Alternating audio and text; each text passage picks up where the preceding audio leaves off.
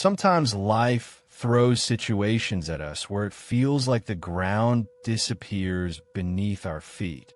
We may feel confusion, exhaustion, inner tension, a sense that everything is going wrong. In such moments, it is especially important not to lose ourselves, not to dissolve into anxiety, not to let circumstances dictate our inner state. Today, I invite you into a space where you can pause for a moment.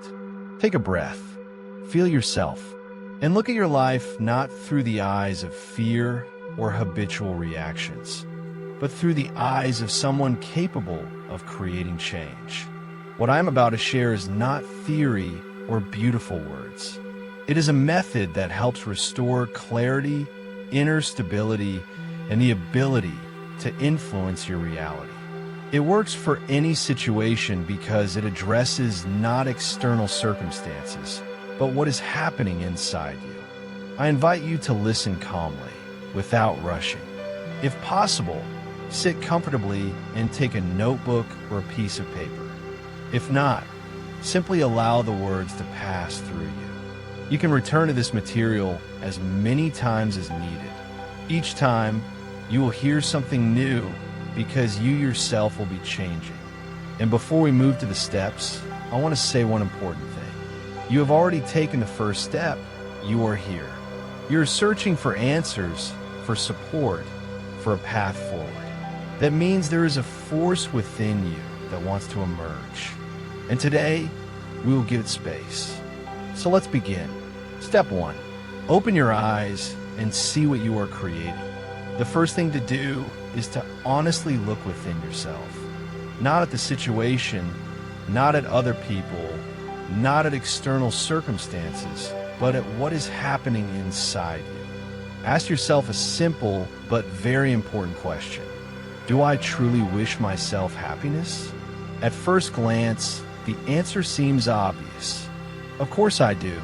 But if you listen carefully to what is happening in your mind, you may notice something different. We often repeat thoughts that have nothing to do with wishing ourselves happiness. We predict difficulties, blame ourselves, expect the worst, rehearse negative scenarios in advance. We say words to ourselves that we would never say to someone we love. So the first exercise is to observe your thoughts. Write down everything you regularly tell yourself about the situation, about the future, about who you are. What phrases keep repeating in your mind? What fears resurface again and again? What conclusions do you make about yourself? What do you consider inevitable? When you see it on paper, it becomes clear many of these thoughts do not support you. They undermine you from within.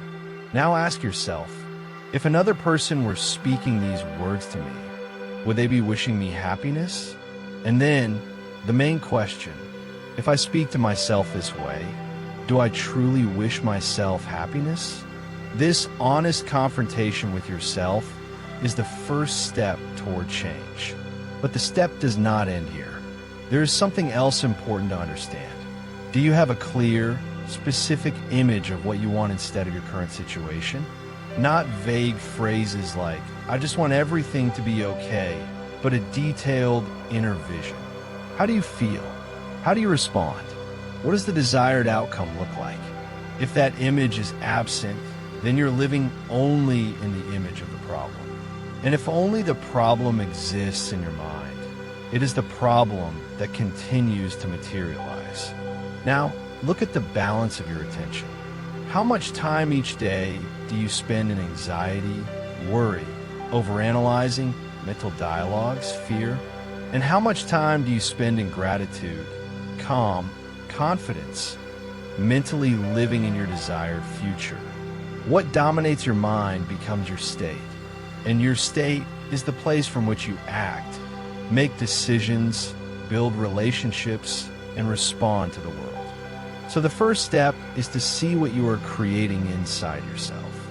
That is the foundation. Step 2, change the outfit. Define who you are now and who you want to be. We all live in certain emotional roles. They're like clothes we wear for years until we stop noticing them. Yet this outfit determines how we react, how we communicate, what decisions we make, what we allow into our lives, and what we do not. Ask yourself, who am I in this situation right now? Not who you want to be, but who you actually are. Write it down. What qualities do you show? How do you behave? How do you react? Which emotions arise most often? It is important to describe this specifically. Not just I am anxious, but how exactly the anxiety shows itself. In which situations, what actions you take under its influence. After that, ask yourself, what do I feel when I behave this way? These feelings are the key. They almost always lead to the past, to childhood, to experiences with parents, to the first significant relationships. We return to emotional states that have become familiar to us. This is your emotional home, the place where you are internally registered. And as long as you live in this home, you will react the same way, even if external circumstances change. Now, the most important part, choose a new outfit. Ask yourself, who do I want to be? What qualities do I want to show? How do I want to react? How do I want to feel? Describe it in detail. Create mini scenarios. Take real situations that repeat in your life and describe how you will respond in your new role. This is not fantasy. This is the creation of a new inner state. And your state is what forms your reality. Step 3. Be aligned with God, with life, with the world. This step is about trust, about ending the inner struggle, about understanding that life is not trying to break you, punish you, or deprive you of something. Ask yourself, if right now the best possible thing for me is happening, what could that mean? This question changes everything. It opens the door to a new perception. Instead of resistance, curiosity appears. Instead of fear, calmness. Instead of despair, the ability to see meaning. Imagine that life is guiding you, that it shows you where you forgot about yourself, where you live by old patterns, where you are not choosing yourself, where you hold on to what should have been released long ago. Ask yourself, what is this situation teaching me? What qualities is it helping me develop? What can I change within myself today? When you stop fighting the world, and it appears a remarkable feeling of support, as if you finally stand on the same side as life. And then decisions come easier. Your state becomes calmer, and the situation begins to change. This method works whenever it is applied honestly and regularly. It does not require special conditions, special knowledge, or external actions. It begins inside with thoughts, state, and choice. Open your eyes and see what you're creating. Define who you are now and choose who you want to be. Be aligned with life rather than fighting it. Return to these steps as many times as needed. Each time you will discover something new within yourself. And most importantly, you will begin creating the life you truly want to live. If this method resonated with you, if you felt it helps you restore clarity, calmness, and inner strength, I invite you to stay with us. Subscribe to the channel Power of the New Me so you don't miss new materials, practices, and deep dives that will help you become more confident, calmer, and happier.